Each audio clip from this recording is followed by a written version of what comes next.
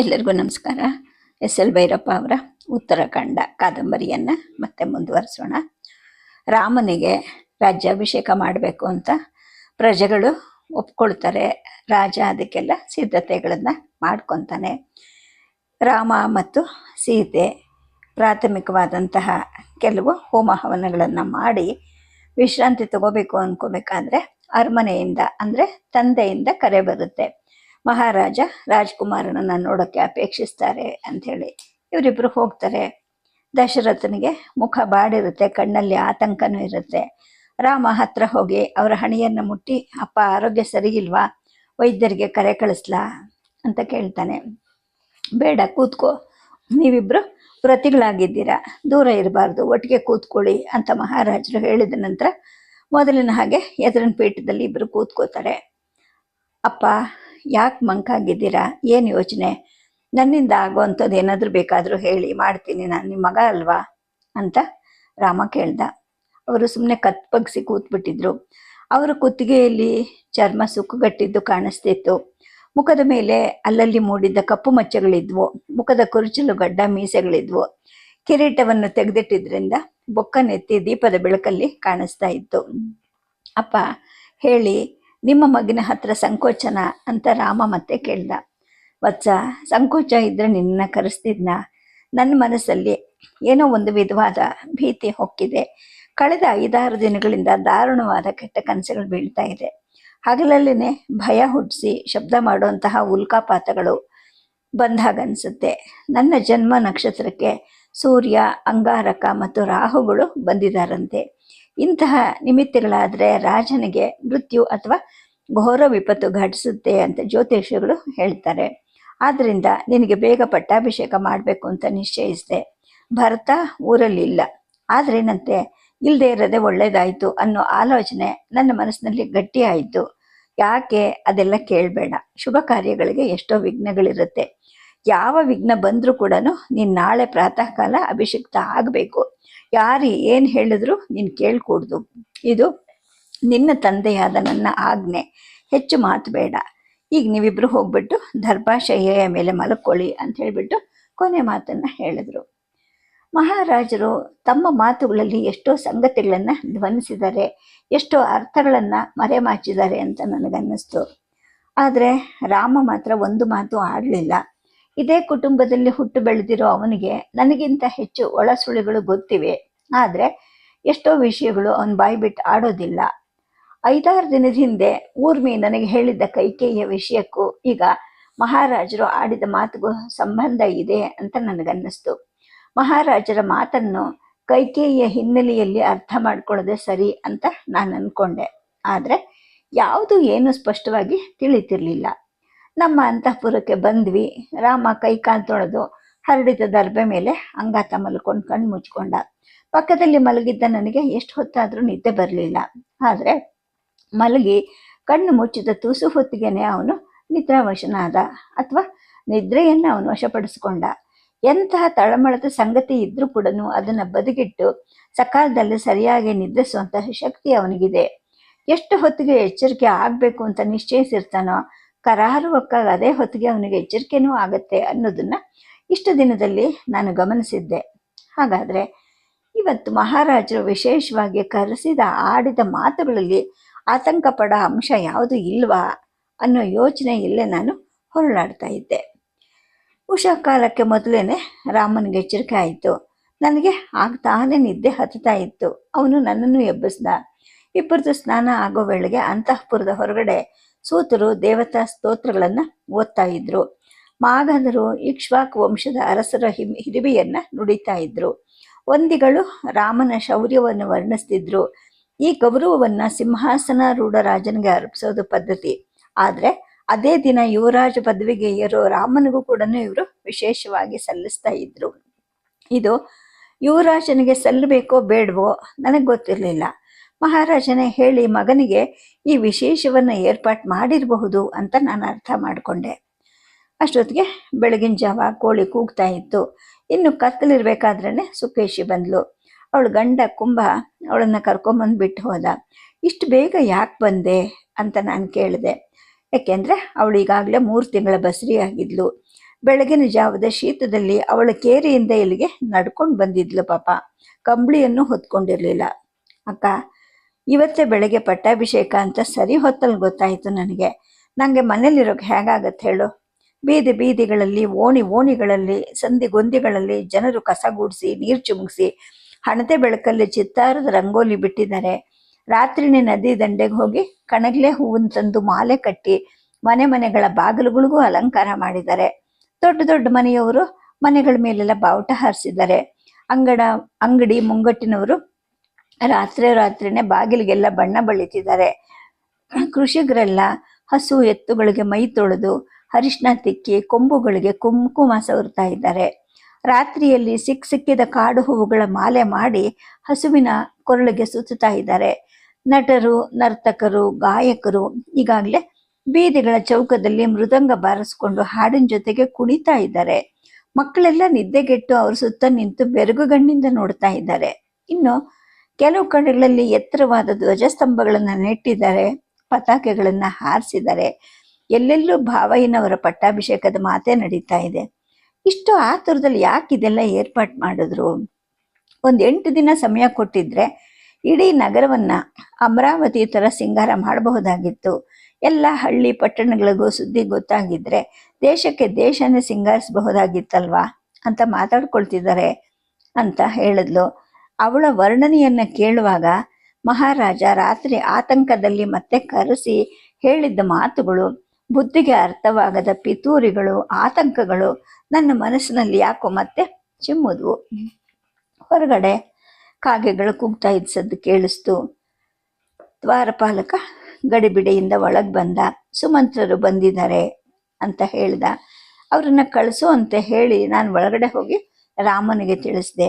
ರಾಜ್ಕುಮಾರ, ಮಹಾರಾಜರು ನಿನ್ನನ್ನು ತಕ್ಷಣ ನೋಡ್ಬೇಕಂತಾರೆ, ಕೈಕಾದೇವಿಯ ಅಂತಃಪುರದಲ್ಲಿದ್ದಾರೆ ಅನ್ನೋ ಮಾತು ಕಿವಿಗೆ ಬಿದ್ದ ತಕ್ಷಣ ರಾಮ ನನ್ನ ಕಡೆಗೆ ನೋಡ್ದ. ನಾವಿಬ್ರು ರಥದಲ್ಲಿ ಕುಳಿತು ಅರಮನೆ ಕಡೆ ಧಾವಿಸಿದ್ವಿ.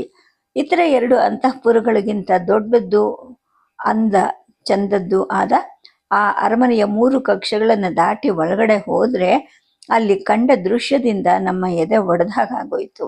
ಏಕೆಂದ್ರೆ ವೃದ್ಧ ಮಹಾರಾಜರು ನೆಲದ ಮೇಲೆ ಬೋರ್ಲಾಗಿ ಬಿದ್ದುಬಿಟ್ಟಿದ್ರು. ಮೂರ್ಛೆ ರೋಗ ಹೊಡೆದವ್ರ ಹಾಗೆ ಅವ್ರ ಬಾಯಿಯಿಂದ ಜೊಲ್ಲು ತೊಟ್ಟಿಕ್ತಿತ್ತು. ಮುಚ್ಚಿದ ಕಣ್ಣು, ಹ್ರಸ್ವ ಉಸಿರುಗಳು ಮೂರ್ಛೆಯ ಲಕ್ಷಣಗಳ ಹಾಗೆ ಕಾಣಿಸ್ತಿದ್ವು. ಆದ್ರೆ ಅವ್ರ ತಲೆ ಹತ್ರ ಕಾಲು ಇಳೆ ಬಿಟ್ಕೊಂಡು ಕೈಕೇಯಿ ಪೀಠದ ಮೇಲೆ ಕೂತಿದ್ಲು. ಅವಳ ಕಣ್ಣುಗಳು ಕೋಪದಿಂದಲೋ ಅಥವಾ ಅಳುವಿಂದಲೋ ಗೊತ್ತಿಲ್ಲ, ಕೆಂಪಗಿದ್ವು. ರಾಮ ಓಡ್ ಹೋಗಿ ಕೂತು ತಂದೆಯ ತಲೆಯನ್ನ ತನ್ನ ತೊಡೆ ಮೇಲೆ ಇರಿಸ್ಕೊಂಡ. ತನ್ನ ಉತ್ತರೀಯದಿಂದ ಅವ್ರ ಬಾಯನ್ನ ಒರೆಸ್ದ. ನಾಡಿ ಹಿಡಿದು ಪರೀಕ್ಷೆ ಮಾಡ್ದ. ತಾಯಿ, ಅಪ್ಪನಿಗೆ ಏನಾಗಿದೆ? ವೈದ್ಯರಿಗೆ ಹೇಳಿ ಕಳ್ಸಿದ್ರ ಅಂತ ಅಂದವನು ಸುಮಂತ್ರರೇ ಎಲ್ಲಿ ಹೋದ್ರಿ ಅಂತ ಗಟ್ಟಿಯಾಗಿ ಕೂಗ್ದ. ಆಗ ಆಕೆ ಹೇಳಿದ್ಲು, ರಾಮ, ಇದು ಹೊರಗವರು ತಿಳಿಯೋ ಸಂದರ್ಭ ಅಲ್ಲ, ಕೂಗ್ಬೇಡ. ನಿಮ್ಮಪ್ಪನಿಗೆ ಏನೂ ಆಗಿಲ್ಲ. ಅವನು ಆಗಾಗ ಅಭಿನಯಿಸೋ ನಾಟಕವನ್ನ ಈಗ ಇನ್ನೊಂದು ವಿಧದಲ್ಲಿ ಆಡ್ತಾ ಇದ್ದಾನೆ. ಅದನ್ನ ಗುಣಪಡಿಸೋ ಶಕ್ತಿ ನಿನಗೆ ಮಾತ್ರ ಇದೆ ಅಂತ ಆಕೆ ಅಂದ್ಲು. ಆಗ ರಾಮ, ಅಪ್ಪ ನಾನು ಬಂದಿದ್ದೀನಿ ಅಂತ ಕಿವಿ ಹತ್ರಕ್ಕೆ ಬಾಗಿ ಅವ್ರ ಕೈ ಹಿಡಿದ. ಅವರು ಕ್ಷೀಣ ಧ್ವನಿಯಲ್ಲೇ ಅಂದ್ರು, ಅಮ್ಮ, ನೀನ್ ನಾಟಕ ಅನ್ನು, ಅಭಿನಯ ಅನ್ನು. ಅಪ್ಪ ಯಾಕೆ ಹೀಗೆ ಬಿದ್ದಿದ್ದಾರೆ? ಅವ್ರ ತಲೆ ಹತ್ರ ಕಾಲಿಟ್ಟು ಕೂತ್ಕೊಳ್ಳೋ ಅಷ್ಟು ನೀನು ಯಾಕೆ ಕಠಿಣಲಾಗಿದ್ದೀಯಾ? ಸಂಗತಿಯನ್ನು ಸ್ಪಷ್ಟವಾಗಿ ಹೇಳು. ಅದನ್ನು ಗುಣಪಡಿಸೋ ಶಕ್ತಿ ನನಗೆ ಮಾತ್ರ ಇದೆ ಅಂದ್ಯಲ್ಲ. ಅಪ್ಪನನ್ನ ಆರೋಗ್ಯವಂತರನ್ನಾಗಿ ಮಾಡಕ್ಕೆ ನಾನು ಏನು ಬೇಕಾದರೂ ಮಾಡ್ತೀನಿ. ಅವ್ರಿಗಿಂತ ಅಮೂಲ್ಯವಾದದ್ದು ನನಗೆ ಯಾವುದೂ ಇಲ್ಲ ಅಂತ ರಾಮ ಅಂದ. ಅಂದ್ರೆ ಅವ್ರಿಗಾಗಿ ಯಾವ ತ್ಯಾಗಕ್ಕೂ ನಿಲ್ಸಿದ್ವಾ ಅಂತ ಕೈಕಾ ಕೇಳಿದ್ಲು. ಅದನ್ನ ಬಾಯ್ಬಿಟ್ಟು ಹೇಳ್ಬೇಕಾ? ಈಗ ಆದದ್ದಾದ್ರೂ ಏನು ಹೇಳು. ವಿಷಯನೇ ತಿಳಿದೆ ಬರೀ ಉಪೋದ್ಘಾತದ ಮಾತಾಡಿದ್ರೆ ಏನು ಪ್ರಯೋಜನ ಅಂತ ರಾಮ ಅಂದ. ನೀನು ನನ್ನ ಕಡೆ ತಿರುಗಿ ಮಾತಾಡ್ತಾ ಇರ್ಬೇಕಾದ್ರೆ ನಿನ್ನಪ್ಪನ ಕಣ್ಣು ರೆಪ್ಪೆಗಳು ತೆರೆದು ಮುಚ್ಚಿ ಮಾಡಿದ್ವು. ಅಂದ್ರೆ ಅವನಿಗೆ ಪ್ರಜ್ಞೆ ಇದೆ, ನಮ್ಮ ಮಾತನ್ನ ಕೇಳಿಸ್ಕೊಳ್ತಾ ಇದ್ದಾನೆ. ನಾನೇನು ಕದ್ದು ಮುಚ್ಚಿ ಮಾಡ್ತಾ ಇಲ್ಲ. ನಿನ್ನಪ್ಪನ ಹಾಗೆ ನಾನು ಸುಳ್ಗಾರ್ತಿನೂ ಅಲ್ಲ. ನಿಮ್ಮ ಇಕ್ಷ್ವಾಕು ವಂಶದವರೆಲ್ಲ ಸತ್ಯಸಂಧರು ಅಂತ ನಿನ್ನಪ್ಪ ಸದಾ ಕೊಚ್ಕೊಂತಿದ್ದ. ಅದು ನಿಜ ಅಂತ ನೀನು ನಂಬ್ತೀಯಾ ಅಂತ ಚಿಕ್ಕತ್ತೆ ಹೇಳಿದ್ಲು. ಈಗ ಯಾಕೆ ಆಣೆ ಪ್ರಮಾಣದ ಮಾತುಗಳು ಅಂತ ರಾಮ ಕೇಳ್ದ. ಸುಳ್ಳು ಹೇಳಿದ ಸಂದರ್ಭದಲ್ಲದೆ ಆಣೆ ಪ್ರಮಾಣದ ಮಾತು ಬರೋದು ಅಂತ ಆಕೆ ಅಂದ್ಲು. ತಾಯಿ, ಸುತ್ತು ಬಳಸಿನ ಮಾತನ್ನೇ ಆಡ್ತಾ ಇದೀಯಾ, ವಿಷಯ ಹೇಳು ಅಂತ ಮತ್ತೆ ರಾಮ ಕೇಳ್ದ. ನಿಮ್ಮ ಅಪ್ಪನ್ನ ಎಬ್ಬಿಸ್ಕೂಡ್ಸು, ಅಥವಾ ಮಲಗಿದ್ದ ಹಾಗೇನೆ ಕಣ್ಣು ಬಿಟ್ಟು ನನ್ನ ಮಾತನ್ನ ಕೇಳ್ತಿದ್ದೀನಿ ಅಂತ ಸೂಚಿಸಕ್ಕೆ ಹೇಳು. ನಾನು ಹೇಳೋದ್ರಲ್ಲಿ ಸುಳ್ಳಿದ್ರೆ ಬಾಯಿ ಹಾಕ್ಲಿ, ಇಲ್ದಿದ್ರೆ ಸುಮ್ಮನೆ ಕೇಳಲಿ ಅಂತ ಆಕೆ ಕಠಿಣವಾಗಿ ಹೇಳಿದ್ಲು. ಬೊಗಳು ಅಂತ ಮಹಾರಾಜರು ಕ್ಷೀಣ ಧ್ವನಿಯಲ್ಲೇ ಹೇಳಿ ಮಗನ ಸಹಾಯವನ್ನ ಪಡೆದು ಎದ್ದು ನೆಲದ ಮೇಲೆ ಕೂತ್ಕೊಂಡ್ರು. ಆದ್ರೆ ಆ ರಾಣಿ ಮಾತ್ರ ಆಸನದ ಮೇಲೆ ವಿರಾಜಮಾನಳಾಗಿ ಕೂತಿದ್ಲು. ನಿಜ ಹೇಳಕ್ಕೆ ಹೊರಟ್ರೆ ಬೊಗಳು ಅಂತ ಕೋಪ ತೋರಿಸ್ತಾನೆ, ಸುಳ್ಳುಗಾರರಿಗೆ ಅಲ್ವಾ ಕೋಪ ಬರೋದು ರಾಮ. ಇಬ್ರು ಹೆಂಡತಿಯರನ್ನ ತಂದ್ರು, ಮಹಾರಾಜನಿಗೆ ಮಕ್ಕಳಾಗ್ಲಿಲ್ಲ, ಇನ್ನೊಂದು ಮದ್ವೆ ಆಗಕ್ಕೆ ಹೊರಟ. ಈ ಭಾಗದಲ್ಲಿ ಯಾವ ರಾಜಮನೆತನದವರು ಆತನಿಗೆ ಹೆಣ್ಣು ಕೊಡ್ಲಿಲ್ಲ. ಹುಡುಕಿಕೊಂಡು ಪಶ್ಚಿಮ ದಿಕ್ಕಿನ ದೂರದ ನಮ್ಮ ದೇಶಕ್ಕೆ ಬಂದ. ಅಶ್ವಮೇಧ ಮಾಡಿದ್ದ ರಾಜ ಇಕ್ಷ್ವಾಕು ಅನ್ನೋ ಪ್ರಸಿದ್ಧ ವಂಶದವನು ಅಂತ ಹೇಳ್ಬಿಟ್ಟು ನಮ್ಮ ಅಪ್ಪನಿಗೂ ಕನಿಕರ ಬಂತು. ನನ್ನ ಮಗಳ ಅಂದ್ರೆ ನನ್ನ ಗರ್ಭಶಕ್ತಿಯಲ್ಲಿ ಅಪ್ಪನಿಗೆ ನಂಬಿಕೆ ಇತ್ತು. ಹಾಗಾಗಿ ಮಹಾರಾಜ, ನನ್ನ ಮಗಳ ಹೊಟ್ಟೆಲಿ ಹುಟ್ಟೋ ಮಗನನ್ನ ನಿನ್ನ ಸಿಂಹಾಸನಕ್ಕೆ ಉತ್ತರಾಧಿಕಾರಿಯಾಗಿ ಮಾಡ್ತೀನಿ ಅಂತ ಆಣೆ ಮಾಡ್ತೀಯಾ ಅಂತ ನಮ್ಮಪ್ಪ ಕೇಳಿದ್ದ. ನನ್ನ ಇಬ್ಬರು ರಾಣಿಯರು ಬಂಜೆಯರು ನಿಷ್ಪ್ರಯೋಜಕ ಗರ್ಭದವರು ಅಂತ ಸಿದ್ಧ ಆಗಿರ್ಬೇಕಾದ್ರೆ ನಾನು ಇನ್ನೊಂದು ಮದುವೆ ಆಗ್ತಾ ಇರೋದೇನೆ ವಂಶಕ್ಕೋಸ್ಕರ. ಹಾಗಾಗಿ ಪ್ರತ್ಯೇಕ ಆಣೆ ಯಾಕೆ ಮಾಡಬೇಕು ಅಂತ ನಿಮ್ಮಪ್ಪ ಕೇಳ್ದ. ಅಂದ್ರೆ ಅದರ ಅರ್ಥ ಏನು? ನನ್ನ ಹೊಟ್ಟೆಯಲ್ಲಿ ಹುಟ್ಟಿದ ಮಗನಿಗೆ ತಾನೇ ಸಿಂಹಾಸನ. ನಮ್ಮಪ್ಪ ನಂಬದ, ಏನು ಅರಿಯದ ಮುಗ್ಧಳಾದ ನನ್ನನ್ನ ಧಾರೆ ಎರೆದು ಕೊಟ್ಟ ಅಂತ ಕೈ ಹೇಳ್ತಾ ಇದ್ಲು. ಅಷ್ಟು ಹೇಳ್ಬೇಕಾದ್ರೆ ಮಾವನವರು ಮುಗ್ಧಳು, ಸುಳ್ಳು ಹೇಳ್ಬೇಡ ನೀನು, ಬಾಯಿ ಮುಚ್ಕೋ ಅಂತ ಕಿರ್ಚಿದ್ರು. ಆಗ ಅಕ್ಕೆ ಹೇಳಿದ್ಲು, ರಾಮ ನೋಡು ನಿಮ್ಮಪ್ಪನ ಕೋಪವನ್ನ. ಮುಗ್ಧಳಲ್ಲ ಅಂದ್ರೆ ಏನರ್ಥ? ಇಕ್ಷ್ವಾಕು ವಂಶ ಒಂದೇನ ಶುದ್ಧವಾದದ್ದು? ಕೇಕಯ್ಯ ವಂಶ ಕುಲ್ಗೆಟ್ಟದ್ದ? ನಮ್ಮಪ್ಪನ ವಂಶಕ್ಕೆ ಅವಮಾನ ಆಗೋ ಮಾತಾಡಿದ್ದಕ್ಕೆ ಕ್ಷಮೆ ಕೇಳೋ ತನಕ ನಾನು ಸುಮ್ಮನಿರೋದಿಲ್ಲ ಅಂತ ಆಕೆ ಅಂದ್ಲು. ಮತ್ತೆ ರಾಮ ಮಧ್ಯದಲ್ಲಿ ಬಾಯಿ ಹಾಕ್ದ. ತಾಯಿ, ಚರ್ಚೆಯಲ್ಲಿ ನಡುವೆ ಆಕಸ್ಮಿಕವಾಗಿ ಉದುರೋ ಮಾತುಗಳನ್ನ ಹಿಡಿದು ಜಗ್ಗಿ ವಿಷಯಾಂತರ ಮಾಡಬಾರ್ದು, ಮುಖ್ಯ ವಿಷಯಕ್ಕೆ ಬಾ ಅಂದ. ಆಗ ಆಕೆ ಹೇಳಿದ್ಲು, ಆಗ್ಲಿ, ನೀನು ಸತ್ಯವಂತ, ಆಡಿದ ಮಾತಿನ ಹಾಗೆ ನಡೆಯೋವನು, ಆದ್ರಿಂದ ಹೇಳ್ತೀನಿ. ನಾನು ಇಲ್ಲಿಗೆ ಬಂದು 6 ವರ್ಷವಾದರೂ ಗರ್ಭಿಣಿ ಆಗಲಿಲ್ಲ. ಉಳಿದ ಇಬ್ಬರು ಕೂಡ ಆಗಿರಲಿಲ್ಲ. ಅಲ್ಲಿಗೆ ದೋಷ ಎಲ್ಲಿದೆ? ನಿನ್ನ ಅಪ್ಪನಲ್ಲಿ ತಾನೆ.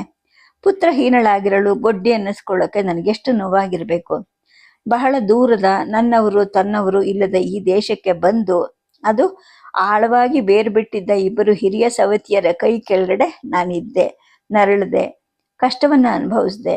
ನನ್ನೂರಿನಿಂದ ನನ್ನನ್ನು ಅನುಸರಿಸಿ ಬಂದ ಸಖಿಯನ್ನು ಬಿಟ್ಟು ನನಗೆ ಬೇರೆ ಯಾರು ದಿಕ್ಕಿದ್ರು ಅಂತ ಗಳಗಳ ಅಳತೊಡಗಿದ್ಲು. 6 ದಿನದ ಹಿಂದೆ ತಾನೇ ಊರ್ಮಿ ಹೇಳಿದ್ದು ಎಲ್ಲವನ್ನು ಕೇಳಿದ್ದ ನನಗೆ ಇವಳ ಸ್ವಭಾವನೆ ಇದು. ಬೇಕಾದಾಗ ಅಳು ಬರೆಸ್ಕೊಳ್ಳೋ ಅಭಿನಯ ಮಾಡ್ತಾಳೆ ಅಂತ ನನಗನ್ನಿಸ್ತು. ಅಥವಾ ನಿಜವಾಗ್ಲೂ ಅಳ್ತಾ ಇದ್ದಾಳ ಗೊತ್ತಿಲ್ಲ. ಒಂದು ಕ್ಷಣ ನಂಗೆ ಅದ್ರಲ್ಲಿ ನಂಬಿಕೆ ಬಂತು. ಇವಳ ಬಗೆಗೆ ನನಗಿಂತ ರಾಮನಿಗೆ ಹೆಚ್ಚು ಗೊತ್ತಲ್ವಾ ಅನ್ಕೊಂಡೆ. ಆದ್ರೆ ಅವನು ನಡುವೆ ಏನೂ ಮಾತಾಡದೆ ಮೌನವಾಗಿ ಅವಳ ಮಾತನ್ನ ಆಲಿಸ್ತಾ ಇದ್ದ. ಅವಳು ಮಾತು ಮುಂದುವರೆಸಿದ್ಲು. 6 ವರ್ಷ ಕಳೆದಿತ್ತು ರಾಮ. ಹಿಮಾಲಯದಿಂದ ಒಬ್ಬ ವೈದ್ಯರಾಜ ಬಂದ. ತಾನು ಹೇಳಿದಂತೆ 1 ವರ್ಷ ಅಶ್ವತ್ಥ ಪ್ರದಕ್ಷಿಣೆ, ಪಥ್ಯ, ಔಷಧಿ ಸೇವನೆ ಮಾಡಿ ಅನಂತರ ದಂಪತಿಗಳು ಸೇರಿದ್ರೆ ಮಕ್ಕಳಾಗೋದು ಖಚಿತ ಅಂತ ಅವನು ಹೇಳಿದ್ದ. ಅದಕ್ಕೇನೆ ನಿಮ್ಮಪ್ಪ 3 ಹೆಂಡತಿಯರನ್ನು ಒಳಪಡಿಸ್ದ. 1 ವರ್ಷ ಕಳೆದ ಮೇಲೆ ಮೊದಲ ಅವಕಾಶವನ್ನ ನಿಮ್ಮಮ್ಮಂಗೆ ಕೊಟ್ಟ. ಅವನ ಚಿಕಿತ್ಸೆಯಲ್ಲಿ ನನಗೆ ನಂಬಿಕೆ ಇರಲಿಲ್ಲ, ಹಾಗಾಗಿ ನಾನು ಆಕ್ಷೇಪಿಸ್ಲಿಲ್ಲ. ಅವಳು ಬಸ್ರಿ ಆದ್ಲು. 2ನೇ ಅವಕಾಶ ಸುಮಿತ್ರೆಗೆ ಅಂದ. ಆಗ್ಲಾದ್ರೂ ನಿನ್ನಪ್ಪ ನನ್ನಪ್ಪನಿಗೆ ಕೊಟ್ಟ ವಚನದಂತೆ ಆಕ್ಷೇಪಿಸ್ಲಿಲ್ಲ. ನನಗೆ ಕೊನೆ ಅವಕಾಶ ಸಿಕ್ತು. ಆದ್ರೂ ಚಿಂತೆ ಇಲ್ಲ ಅನ್ಕೊಂಡು ಸುಮ್ಮನಿದ್ದೆ. ನನ್ನ ಹೊಟ್ಟೆಯಲ್ಲಿ ಹುಟ್ಟಿದ ಮಗನಿಗೆ ಪಟ್ಟ ಕಟ್ಟೋ ನಿನ್ನಪ್ಪನ ಆಶ್ವಾಸನೆಯಲ್ಲಿ ನಂಗೆ ನಂಬಿಕೆ ಇತ್ತು, ಹಾಗಾಗಿ ನಾನು ಸುಮ್ಮನಿದ್ದೆ. ಆದ್ರೆ ಈಗೆಂಥ ಮೋಸ ಮಾಡಿದ್ದಾನೆ ಅಂತ ನಿನಗೆ ಗೊತ್ತಲ್ವಾ? ನನ್ನ ಮಗ ದೂರದ ಅಜ್ಜನ ಮನೆಗೆ ಹೋಗಿದ್ದಾನೆ. ಈ ಸಮಯವನ್ನ ಬಳಸ್ಕೊಂಡು ನನಗೂ ಹೇಳಿದೆ. ನಿನ್ನೆ ಪ್ರಜಾಪ್ರಮುಖರ ಸಮ್ಮತಿಯ ಶಾಸ್ತ್ರವನ್ನ ಮುಗಿಸ್ಕೊಂಡು ಈ ದಿನ ಬೆಳಗ್ಗೆನೆ ನಿನಗೆ ಪಟ್ಟ ಕಟ್ಟಿ ಮುಗಿಸೋ ತಂತ್ರ ಮಾಡಿದ್ದಾನೆ. ಇದು ಇಕ್ಷ್ವಾಕು ವಂಶದವರ ಸತ್ಯವಾ? ತಡರಾತ್ರಿಯಲ್ಲಿ ನನಗೆ ಇವನ ಕಳ್ಳಾಟ ತಿಳಿಯಿತು. ಕರೆಸ್ದೆ, ತರಾಟೆಗೆ ತಗೊಂಡೆ. ನೀನು ನನ್ನಪ್ಪನಿಗೆ ಕೊಟ್ಟ ವಚನವನ್ನು ಜ್ಞಾಪಿಸ್ಕೋ, ಅಗ್ನಿಸಾಕ್ಷಿಯಾಗಿ ಪ್ರಮಾಣ ಮಾಡು. ನಿನ್ನ ಪ್ರೇಮದ ಪುತ್ರ ರಾಮನ ಜೀವದ ಮೇಲೆ ಆಣೆ ಇಟ್ಟು ಹೇಳು, ನೀನು ಮಾಡ್ತಿರೋ ಸುಳ್ಳನ್ನ ಭರತಖಂಡದ ಸಮಸ್ತ ರಾಜರಲ್ಲೂ ಪ್ರಚಾರ ಮಾಡ್ತೀನಿ. ಪಟ್ಟಾಭಿಷೇಕಕ್ಕೆ ಮೊದಲನೇ ಅಯೋಧ್ಯೆಯ ಬೀದಿ ಬೀದಿಗಳಲ್ಲಿ ಡಂಗುರ ಹೊಡಿಸ್ತೀನಿ ಅಂತ ಅಂದೆ. ನಮ್ಮದು ಸತ್ಯಸುಂದರ ವಂಶ. ನಾನು ನಿಮ್ಮಪ್ಪನಿಗೆ ಆಶ್ವಾಸನೆ ಇತ್ತಾಗ ನನ್ನಿಬ್ಬರು ರಾಣಿಯರಿಗೂ ಗರ್ಭಿಣಿಯರಾಗೋ ಸಾಧ್ಯತೆ ಇರಲಿಲ್ಲ. ಹಿಮಾಲಯದ ವೈದ್ಯರಾಜರು ಹಿರಿಯ ರಾಣಿಯಿಂದ ಚಿಕಿತ್ಸೆಯನ್ನು ಆರಂಭಿಸಬೇಕು ಅಂತ ಅಂದಾಗ ಕೋಪಿಷ್ಠರಾದ ಅವ್ರ ಮಾತನ್ನ ಮೀರೋದು ಹೇಗೆ ಸಾಧ್ಯವಿತ್ತು ಅಂತ ಈ ನಿಮ್ಮಪ್ಪ ಹೇಳ್ದ. ಮೂರನೇವಳ ತಂದೆಗೆ ಮಾತು ಕೊಟ್ಟಿರೋದನ್ನ ನೀನು ಯಾಕೆ ವೈದ್ಯನಿಗೆ ಹೇಳಲಿಲ್ಲ ಅಂತ ನಾನು ಕೇಳಿದ್ರೆ ಅದಕ್ಕೆ ಇವನು ಉತ್ತರನೇ ಕೊಡಲಿಲ್ಲ. ನಾನು ಈಗ ಇವನ ಸುಳ್ಳನ್ನು ಪ್ರಚುರಪಡಿಸೇ ತೀರ್ತೀನಿ. ಈಗ ನೀನು ಇದೇ ಸ್ಥಳದಲ್ಲೇ ಅಗ್ನಿಯನ್ನು ಪ್ರತಿಷ್ಠಾಪಿಸು, ಅದರ ಸಾಕ್ಷಿಯಾಗಿ ನಿನ್ನಪ್ಪನಿಂದ ಪ್ರಮಾಣ ಮಾಡಿಸು ಅಂತ ಆಕೆ ಹೇಳಿದ್ಲು. ರಾಮ ಮಹಾರಾಜರ ಹತ್ರ ತಿರುಗಿ ನೋಡ್ದ. ಅವರು ಮುಖ ತಗ್ಸಿ ಕೂತಿದ್ರು. ರಾಮನಿಗೆ ಎಲ್ಲವೂ ಅರ್ಥವಾಯಿತು. ತಕ್ಷಣ ಹೇಳ್ದ, ಅಮ್ಮ, ನಾನು ನನ್ನಲ್ಲಿ ನನ್ನ 3 ತಮ್ಮಂದರಲ್ಲಿ ಯಾವ ಭೇದವನ್ನು ಎಣಿಸಿಲ್ಲ. ನಾನು ಯುವರಾಜ ಪದವಿಯನ್ನ ಒಪ್ಕೊಳ್ಳೋದಿಲ್ಲ. ವೇಗದೂತರನ್ನ ಕಳಿಸಿ ಭರತನನ್ನ ಕರೆಸೋಣ, ನಾನೇ ಅವನಿಗೆ ಪಟ್ಟ ಕಟ್ಟಿಸ್ತೀನಿ ಅಂತ ಅಂದ. ಕೈಕೇಯಿಯ ಮುಖ ಆಶ್ಚರ್ಯದಿಂದ ಬಿಳಿಚಿಕೊಳ್ತು. ಕೆಲವು ಕ್ಷಣಗಳು ಅವಳು ನಿಶ್ಶಬ್ದಳಾದಳು. ನಿನ್ನ ಈ ಮಾತನ್ನ ನಂಬಲಾ ಅಂತ ಕೇಳಿದ್ಲು. ಅಮ್ಮ, ಅಗ್ನಿಯನ್ನು ಪ್ರತಿಷ್ಠಾಪಿಸು.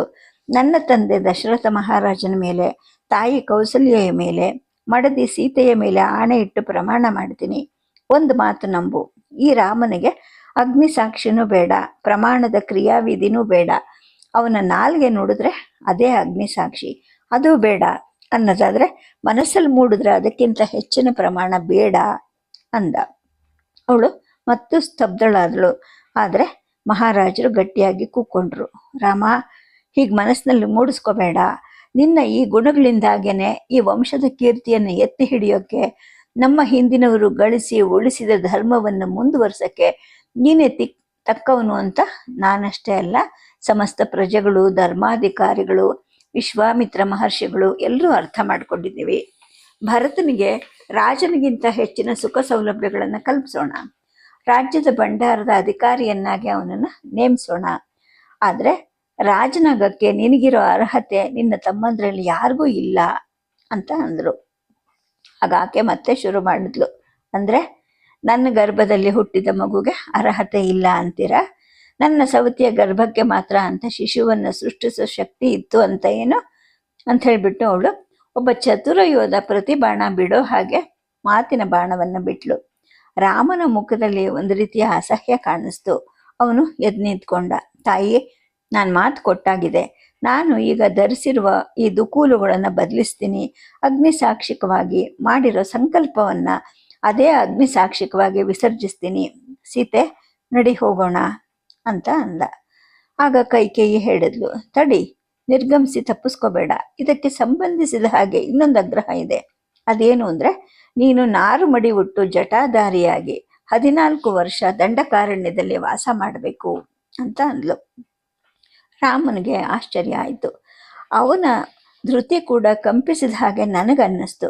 ಆದರೆ ಬಹಳ ಬೇಗನೆ ಅವನು ಚೇತರಿಸ್ಕೊಂಡ. ಕೇಳ್ದ, ನನ್ನ ಪೂಜ್ಯ ಅಜ್ಜನಾದ ಕೇಕೇಯದ ಅಶ್ವಪತಿ ಮಹಾರಾಜನು ನನ್ನ ತಂದೆಗೆ ಹಾಕಿದ ಕರಾರಿನಲ್ಲಿ ನನ್ನನ್ನು ಕಾಡಿಗೆ ಕಳಿಸೋದು ಸೇರಿತ್ತ ಅಮ್ಮ ಅಂತ ಕೇಳ್ದ. ಈಗ ಕೈಕೇಯಿಗೆ ತಡವರ್ಸೋ ಹಾಗಾಯಿತು. ಆದರೆ ಅವಳು ಒಬ್ಬ ಧೂರ್ತ ರಾಜಕಾರಣಿ ಹಾಗೆ ಬೇಗ ಚೇತರಿಸ್ಕೊಂಡ್ಲು. ಹೇಳಿದ್ಲು, ರಾಮ, ಜಾಣತನದ ಮಾತೇನೂ ಆಡಬೇಡ. 2 ರಾಣಿಯರು ಗೊಡ್ಡಿಯರು, ಅವರಿಗೆ ಮಕ್ಕಳಾಗೋ ಸಂಭವನೇ ಇಲ್ಲ ಅನ್ನೋ ನಿನ್ನಪ್ಪನ ಮಾತನ್ನು ನಂಬಿ ನಮ್ಮಪ್ಪ ನನ್ನನ್ನು ಕೊಟ್ಟಿದ್ದು. ಈ ಸಂಚು, ಈ ಕುತಂತ್ರಗಳು ಹುಟ್ಟುತ್ತೆ ಅನ್ನೋ ಊಹೆ ಅವನಿಗೆ ಹೇಗೆ ಬರಬೇಕು ಅಂದ್ಲು. ರಾಮ 1-2 ನಿಮಿಷ ಅಂತರ್ಮುಖಿಯಾದ. ಅನಂತರ ಹೇಳ್ದ, ನಾನು 14 ವರ್ಷ ಘೋರಾರಣ್ಯ ವಾಸಿಯಾದರೆ ರಾಕ್ಷಸರಿಂದ ಅಥವಾ ಕ್ರೂರ ಪ್ರಾಣಿಗಳಿಂದ ಅಥವಾ ಉಪವಾಸದಿಂದ ಅಥವಾ ರೋಗ ರುಜಿನದಿಂದಲೋ ಸಾಯ್ತೀನಿ. ಹಿಂತಿರುಗಿ ಬರೋ ಸಂಭವನೂ ಇರೋದಿಲ್ಲ. ಹಿಂತಿರುಗಿ ಬಂದು ಭರತನಿಂದ ರಾಜ್ಯವನ್ನ ಕಿತ್ತುಕೊಳ್ಳುವಂತಹ ಸಂಭವನೂ ಇರೋದಿಲ್ಲ ಅಂತ ತಾನೇ ಈ ಕರಾರು ನೀನು ಹಾಕ್ತಾ ಇರೋದು. ಅಮ್ಮ, ನಾರು ಮಡಿ ಉಟ್ಟು ಬ್ರಹ್ಮಚಾರಿಯಾಗಿರೋದು ಅಂದರೆ ನನಗೆ ಸಂತಾನ ಬೆಳೆಯೋದಿಲ್ಲ. ಮುಂದೆ ನನ್ನ ಮಕ್ಕಳು ಹಿರಿಯ ಮಗನ ಸಂತಾನದ ವಾದವನ್ನು ಹೂಡಿ ರಾಜ್ಯವನ್ನು ಕೇಳೋ ಹಾಗೂ ಇಲ್ಲ ಅನ್ನೋದು ನಿನ್ನ ಲೆಕ್ಕಾಚಾರ ಅಲ್ವಾ ಅಂತ ಅಂದ. ಆಗ ಆಕೆ ಅಂದ್ಲು, ನೀನು ಹೇಗೆ ಬೇಕಾದರೂ ಅರ್ಥ ಮಾಡ್ಕೊ. ಈಗ ಭರತನಿಗೆ ರಾಜ್ಯ ಕೊಟ್ಟರೂ ಕೂಡ ಬೇರೆ ಯಾವುದಾದ್ರೂ ಸಂಚು ಹೂಡಿ ಅದನ್ನು ಕಿತ್ಕೊಳ್ಬಹುದು, ಕುತಂತ್ರ ಹೂಡಬಹುದು ನಿಮ್ಮಪ್ಪನೇ. ನೀನು ಕೂಡ ಅದರಲ್ಲಿ ಭಾಗಿ ಆಗಲ್ಲ ಅಂತ ಯಾವ ನಿಶ್ಚಯ? ನಾನು 14 ವರ್ಷ ವನವಾಸವನ್ನಷ್ಟೇ ಕೇಳಿದ್ದೀನಿ, ನಿನ್ನ ಜೀವವನ್ನಲ್ಲ ಅಂತ ಅಂದು. ಅಮ್ಮ, ನನ್ನ ಸತ್ಯದ ಮೇಲೆ ನಿನಗೆ ನಂಬಿಕೆ ಇಲ್ವೇ ಅಂತ ರಾಮ ಅಂದ. ನಿಮ್ಮಪ್ಪನ ಸತ್ಯವನ್ನು ಪರೀಕ್ಷಿಸಿ ಆಯ್ತಲ್ಲಪ್ಪ, ಇನ್ನು ಮಗನ ಸತ್ಯವನ್ನು ಪರೀಕ್ಷಿಸುವಂತಹ ಜೂಜು ನನಗೆ ಬೇಡ ಅಂತ ಆಕೆ ಅಂದ್ಲು. ಆಯಿತು, ನಾನು ಕಾಡಿಗೆ ಹೋಗ್ತೀನಿ, ನಿನಗೆ ಮಾತು ಕೊಟ್ಟಿದ್ದೀನಿ ಅಂತ ರಾಮ ಅಂದ. ನೀನು ನನಗೆ ಮಾತು ಕೊಟ್ಟರೆ ನಂಗೆ ನಂಬಿಕೆ ಇಲ್ಲ. ನಿಮ್ಮಪ್ಪ ನಿನಗೆ 14 ವರ್ಷ ಕಾಡಿಗೆ ಹೋಗು ಅಂತ ನನ್ನ ಎದುರಿಗೆ ಹೇಳಬೇಕು, ನೀನು ಆಗಲಿ ಅಂತ ಅವನಿಗೆ ಭಾಷೆ ಕೊಡಬೇಕು. ಇದು ನಿಮ್ಮ ಅಪ್ಪ ಮಕ್ಕಳ ನಡುವಿನ ವ್ಯವಹಾರ ಅಂತ ಆಕೆ ಅಂದ್ಲು. ಅದುವರೆಗೂ ಮಂಕಾಗಿ ಕೂತಿದ್ದ ದಶರಥ ಮಹಾರಾಜರು ಇದಕ್ಕಿದ್ದ ಹಾಗೆ ಬುಗ್ಗ ಅಂತ ಹೊತ್ಕೊಂಡ ಹಾಗೆ, ಕಾಡಿಗೆ ಹೋಗು ಅಂತ ನನ್ನ ಮಗನಿಗೆ ನನ್ನ ನಾಲ್ಗೆಯಿಂದ ಹೇಳಿಸ್ಬೇಕೇನೆ? ಸೂಳೆ ಮುಂಡೆ, ಸೂಳಿಯರು ಮಾತ್ರ ಮಿಂಡನನ್ನ ಹೀಗೆ ಮಾತಿಗೆ ಸಿಕ್ಕಿಸಿ ಅವನ ಹೆಂಡತಿ ಮಕ್ಕಳನ್ನ ತೋರಿಸಿ ದೋಚ್ತಾರೆ. ಪ್ರಾಣ ಹೋದ್ರೂ ನನ್ನ ಸರ್ವಪ್ರೀತಿಯ ಮಗನಿಗೆ ನಾನು ಹಾಗೆ ಹೇಳೋದಿಲ್ಲ. ಅವನಾಗೆ ಹೊರಟ್ರೆ, ಅಡ್ಡಗಟ್ಟಿ ಹೋದ್ರೆ ನನ್ನ ಆಣೆ, ನನ್ನ ಆಜ್ಞೆ, ರಾಜಾಜ್ಞೆ ಅಂತ ತಡೀತೀನಿ. ರಾಮ ಅಯೋಧ್ಯೆಯಿಂದ ನಿರ್ಗಮಿಸಿದ ಮರುದಿನವೇನೆ ನಾನು ಸಾಯ್ತೀನಿ, ನೀನು ಮುಂಡೆ ಆಗ್ತೀಯ. ಈಗಾಗಲೇ ನನ್ನ ಆಜ್ಞೆ ಮೀರಿ ರಾಜ್ಯಾಡಳಿತದಲ್ಲಿ ತಲೆ ಹಾಕ್ತಿದೀಯ. ನಾನು ಸತ್ತು ನೀನು ಮುಂಡೆ ಆದರೆ ಪಾಪದ ಭರತನ ಹೆಸರಲ್ಲಿ ನೀನೇ ರಾಜ್ಯದ ಕಾರ್ಭಾರವನ್ನು ಕೈಲಿ ಹಿಡಿದು ನನ್ನ 2 ಹೆಂಡ್ರನ್ನು ಇನ್ನಷ್ಟು ಹಿಂಸಿಸ್ತೀಯ, ಪ್ರಜೆಗಳನ್ನು ಹಿಂಸೆ ಮಾಡ್ತೀಯ, ಅವರು ದಂಗೆ ಏಳೋ ಸ್ಥಿತಿಯನ್ನ ತರ್ತೀಯ. ಕೋಸಲ ದೇಶದಲ್ಲಿ ಯಾವ ಕಾಲದಲ್ಲೂ ಪ್ರಜೆಗಳು ದಂಗೆ ಅನ್ನೋದೇ ಎದ್ದಿಲ್ಲ. ಈಗ ಆ ಸ್ಥಿತಿಗೆ ತಂದು ಶತ್ರುಗಳು ಆಕ್ರಮಿಸಿ ನನ್ನ ದೇಶವನ್ನೇ ನಾಶ ಮಾಡ್ತೀಯ. ನನಗೆ ಗೊತ್ತಿದೆ ನಿನ್ನ ಯೋಗ್ಯತೆ ಅಂತ ಒಂದೇ ಉಸಿರಲ್ಲಿ ಅರ್ಚಾಡಿದ್ರು. ಆಗ ಆಕೆ ಹೇಳಿದ್ಲು, ಆಡಿದ ಮಾತನ್ನ ಹಾಗೆ ನಡಿಬೇಕಾದಾಗ ಬೈಗುಳುಗಳ ಮೊರೆ ಹೋಗೋದು ಯಾವ ಸತ್ಯವಂತಿಕೆ? ಸತ್ಯವಂತ ಅಂತ ಎಲ್ಲರೂ ಹೊಗಳ್ತಾರಲ್ಲ, ನೀನೇ ಹೇಳು ಅಂತ ಉತ್ತರ ಹೇಳೋ ಹೊಣೆಯನ್ನ ಆಕೆ ರಾಮನಿಗೆ ತಿರುಗಿಸಿದ್ಲು. ಮನಸ್ಸಲ್ಲಿ ಎಲ್ಲವೂ ನಿಶ್ಚಯ ಸಿದ್ಧ ಆಗಿದ್ದ ಹಾಗೆ ರಾಮ ಹೇಳ್ದ, ಅಪ್ಪ, ಒಂದು ವಾಕ್ಯದಲ್ಲಿ ಹೇಳ್ಬಿಡಿ, ನನ್ನ ವೀರ್ಯದಲ್ಲಿ ನಂಬಿಕೆ ಇಡಿ. ವಿಶ್ವಾಮಿತ್ರ ಮಹರ್ಷಿಗಳ ಯಜ್ಞದಲ್ಲಿ ರಾಕ್ಷಸರೊಡನೆ ಹೋರಾಡಿ ಕೊಂದ ಅನುಭವ ನನಗಿದೆ. ಎಂತಹ ಕ್ರೂರ ಮೃಗವನ್ನಾದರೂ ನಾನು ಕೊಲ್ಲಬಲ್ಲೆ. ನನ್ನ ವನವಾಸ ಕೂಡ ನಿಷ್ಫಲ ಆಗೋದಿಲ್ಲ. ಅಲ್ಲಲ್ಲಿ ಆಶ್ರಮ ಕಟ್ಕೊಂಡಿರೋ ಋಷಿ ಮುನಿಗಳನ್ನು ಸಂಧಿಸಿ ಇನ್ನಷ್ಟು ಪೂರ್ಣವಾಗಿ ಆಧ್ಯಾತ್ಮವನ್ನು ಹೇಳಿಸ್ಕೊಳ್ತೀನಿ. 14 ವರ್ಷ ತುಂಬಿದ ದಿನವೇ ಹಿಂತಿರುಗಿ ಬಂದು ನಿಮ್ಮ ಸೇವೆಯನ್ನ ಮಾಡ್ಕೊಂಡಿರ್ತೀನಿ ಅಂತ ಹೇಳ್ಬಿಟ್ಟು ತಂದೆಯ ಕೈ ಹಿಡ್ಕೊಂಡು ಬೇಡ್ಕೊಂಡ. ನನ್ನ ನಾಲಿಗೆಯಿಂದ ಅಂತ ತೊದಲ್ತಾನೆ ಮಹಾರಾಜರು ಪ್ರಜ್ಞೆ ತಪ್ಪಿ ಕುಸಿದು ಬಿದ್ರು. ತಣ್ಣೀರು ತಣ್ಣೀರು ಅಂತ ರಾಮ ಕೂಗ್ದ. ಆ ಮನೆಯಲ್ಲಿ ನೀರೆಲ್ಲಿದೆಯೋ ನನಗೆ ಗೊತ್ತಿರಲಿಲ್ಲ. ತಕ್ಷಣ ನೆತ್ತಿಗೆ ನೀರು ತಟ್ಟಿ ಶೈತ್ಯೋಪಚಾರ ಮಾಡದಿದ್ರೆ ಮಾವನವರ ಜೀವಕ್ಕೆ ಅಪಾಯ ಅನ್ನೋ ಗಡಿಬಿಡಿಯಲ್ಲಿ ನಾನು ಸುತ್ತ ನೋಡಿದೆ. ಆಗ ಆ ಕೈಕೇಯಿಯ ಸಖಿ ಗೂನಿ ಕಂಬದ ಮರಿಯಲ್ಲಿ ನಿಂತಿದ್ದು ಕಾಣಿಸ್ತು. ಅಂದ್ರೆ ಇದುವರೆಗೂ ನಡೆದ ವಿದ್ಯಮಾನಗಳೆಲ್ಲವನ್ನು ಕೇಳಿಸ್ಕೊಳ್ಳೋಕೆನೆ ಈಕೆ ಮರಿಯಲ್ಲಿ ನಿಂತಿದ್ದಾಳೆ ಅಂತ ನನಗೆ ಅರ್ಥ ಮಾಡ್ಕೊಂಡೆ. ಅವಳ ಹತ್ರ ಹೋದೆ. ತಣ್ಣೀರು ತಕ್ಷಣ ಅಂತಂದೆ. ಅವಳು ಗೂನು ಬೆನ್ನನ್ನ ಮುಂದೆ ಮುಂದೆ ನೂಕ್ತಾ ಬಲಭಾಗದ ಬಾಗಿಲ ಕಡೆಗೆ ಹೋದ್ಲು. ನೆತ್ತಿ ಮುಖ ಕುತ್ತಿಗೆಗಳಿಗೆ ತಣ್ಣೀರನ್ನ ಚಿಮುಗಿಸಿದ ಮೇಲೆ ಸ್ವಲ್ಪ ಹೊತ್ತಿಗೆ ತಿಳಿ ಪ್ರಜ್ಞೆ ಮರಳಿತು. ರಾಮ ತನ್ನ ತೊಡೆ ಮೇಲೆ ಅವ್ರ ತಲೆಯನ್ನ ಇಟ್ಕೊಂಡ. ತನ್ನ ಉತ್ತರೀಯದಿಂದ ಮುಖ ಮೈಗಳನ್ನ ಒರೆಸ್ತಾ ಅಪ್ಪ ಅಂದ.